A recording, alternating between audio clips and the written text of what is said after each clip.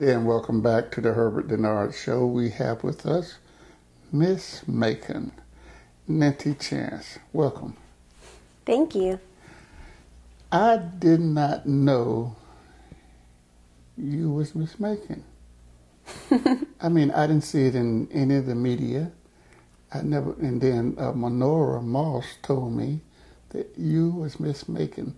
Tell me, when did you get elected to Miss Macon? Tell me about the experience. I was elected, or I won the competition, or won the pageant. Competition, okay. Miss Macon on August 16th, Saturday. That was about 2 weeks ago or 3 weeks ago that I was, I won the competition, Miss Macon. And the experience, I think it was wonderful. It was one of the best experiences I've ever had. I prepared for it a month beforehand because I wasn't aware of anything in the pageant world. This is my first time going into a pageant, and I went to Alabama State University over the summer, and I met Miss Mississippi 2006, and I went and introduced myself to her, and she was like, "You should do a pageant." And I never considered pageantry. I didn't think it was, I don't know, I just never considered myself as a pageant girl, but now that I've been in it, I can completely see myself as a pageant winner and as Miss Georgia, and I am Miss Macon, but that's what got me into pageants, and I went home, immediately researched, and I found the Miss Macon preliminary, so I guess that's how I prepared for it, and I met Sabrina, who owns Bridals by Jonathan. And from then, we just hit it off, and she was really kind to me. And she said she felt God had moved her to help me. And she got like a lot of connections, like Beverly at Hairline to do my hair, and Emily Amos to do my makeup, and just... Who does your makeup? Emily Amos Smith. Okay. She owns Baby Dolls Cosmetics. Okay. Tell us all the other people. What about your hair? My hair is done by Beverly. Today, Tiffany did it at Hairlines, but Beverly Pitts usually does my hair, and she's a great hair artist, and they all are very kind, and they just do this out of the kindness of their hearts because, you know, where I am as a college student, I'm struggling financially, but they just, I guess, take up for me and do it because God has led them to do it. So. Okay. What kind of questions do they ask you during the Miss Macon pageant? My question was, my onstage question was, do you believe celebrities receive preferential treatment in the judicial system?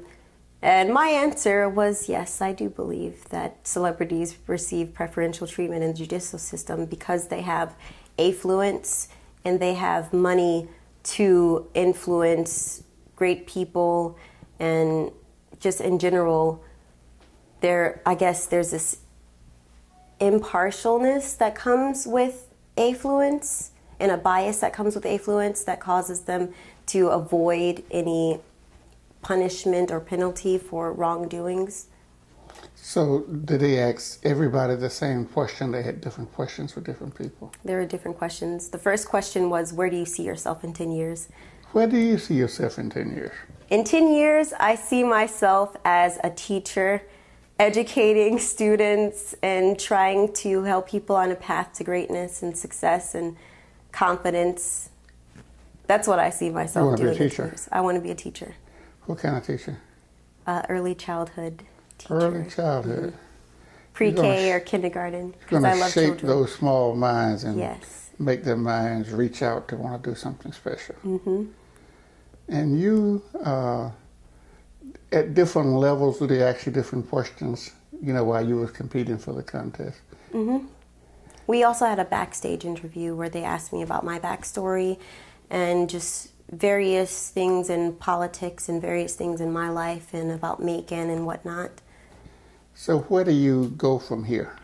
I go to Miss Georgia. And I guess people from different counties and different cities compete for Miss Georgia? Mm-hmm. This Saturday is actually the competition for Miss Cobb County, and it's the first competition outside of my competition that I'm going to attend. So I'm looking forward to going to see who my competitor is going to be. What do you think the key is to winning? I believe the key to winning is being confident and overall being a Renaissance woman. You know, there's a Renaissance man, but I never heard Renaissance woman. Renaissance man is just the female version, the counterpart to a Renaissance man. She is, I guess, a philanthropist, but she's also intelligent and she's beautiful. She's well-spoken. She has talent and skill. She's kind and compassionate. She embodies what it's like to be graceful, I guess. It's just overall, it's not one quality that the woman should have. It's not beauty. You can't just go into a pageant, especially not Miss America, and think, I'm beautiful, I'm going to win. You have to go and think, I'm confident, I'm beautiful, I'm intelligent. You just have to have this positive, confident view of yourself, and that's what other people will see. Even if, I'm not saying I'm not, but even if you're not that person, if you're not confident, and if you don't feel like you're beautiful, if you tell yourself that, and you tell other people that through your smile and through your presence, that's how you win. I mean, that's interesting, but you know something? I've watched these pageants over the years, but I've never seen a physically ugly person win.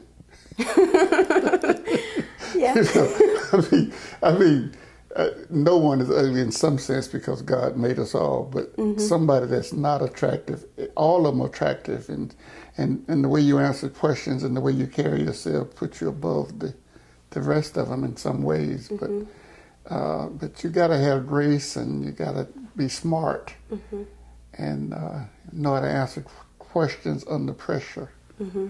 And some people just, can't take it. For whatever reasons.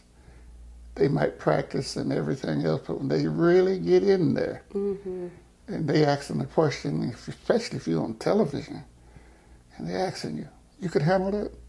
I can definitely handle it. That's confidence. I come from the theater. That's what happens. I tell you, that's confidence. I believe it. Yeah. Where do you get that confidence from? I get it from many places. First and foremost, I believe I get it from my mother because it goes back to education. I believe my education kind of trained me to become confident and trained me to become successful. And I believe with success brings confidence. And just going at it in the theater, auditioning and auditioning and auditioning. At first I was terrified and I would shake, like literally shake, like I would have the jitters. But just when I just persevered and I kept doing it, it just, I guess, culminated into the confident person I am today. You're in college now. What year or what, freshman, sophomore, junior? Junior-ish. You don't look like a junior. You about look like you're in high school. I usually get that, or 12. You heard that before? Yes, usually it's 12. You look pretty young, you know. Thank you.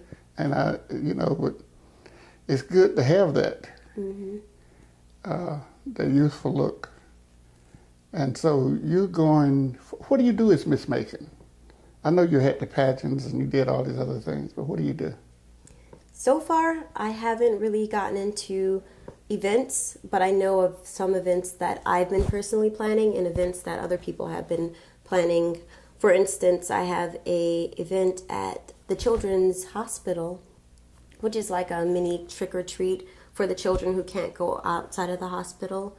And we just, I guess, go to different offices and help them trick-or-treat around. But what I want to do is I want to speak at my old high school.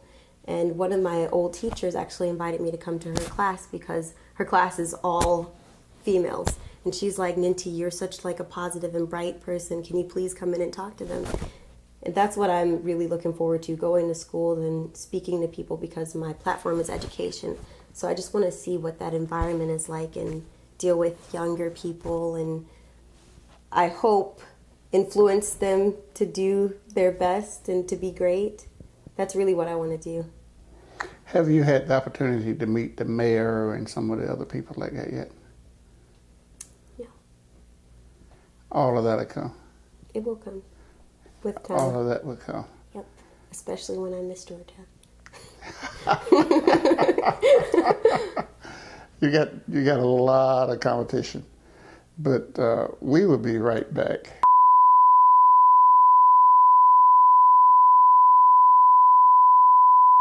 How will you prepare for Miss Georgia? There's a lot of preparation that goes into preparing for Miss Georgia. Not only do I have to prepare myself physically, which includes dressing and walking and exercising just to tone up my body, I also have to prepare mentally and keep telling myself I am Miss Georgia, and I have to be prayerful and pray and keep my faith in the Lord and keep my faith that He will guide me. When I'm in the competition and up until the point of the competition, I have to get a coach who can talk to me and coach me on interview questions. And I also have to prepare. How do you get a coach? How do you get a coach? Currently, Sabrina, who's dressed me in my evening gown, she is going and trying to research various coaches that she believes have like the strongest, I guess, sense of what the pageant world is like and how to teach me. And also I can go to my director, April Montgomery, and ask her about coaching. She's kind of my coach, but if I want further help, I can go and pay for a coach. So, or I could research it online for a coach. Mm-hmm. There's just various ways. I know that's going to be tough because you need to be prepared, because if they're going to have, I'm guessing, 15 or 20 people at least in the Miss Georgia. Mm-hmm. How many was in the Miss Macon? Miss Macon, there were 5, and then there were 9 teens. But Miss Georgia, I hear there's going to be about 40, and we're going to go in 3 groups of 13 or 14.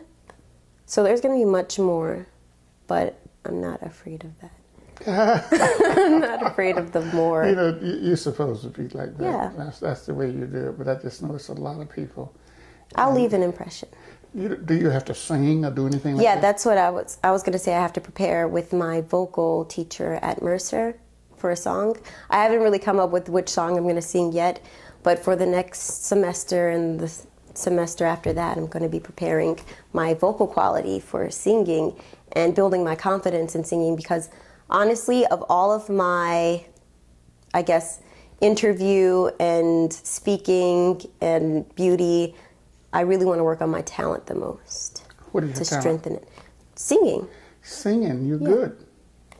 I'm good. If you was looking at the singers that sing out there, like Whitney Houston and Mariah Carey and Aretha Franklin and Tina Turner, which one would you say that you were more like? Bernadette Peterson. Bernadette I know she Peterson. wasn't in any of those. That list. That's okay. That's okay. I mean, she's a famous Broadway singer. Yes. I would say, or Ella Fitzgerald, jazzy. I'm more of a classical singer. What do you know about Ella Fitzgerald? I love Ella Fitzgerald. I love her too. Yeah, I listen to her all the time.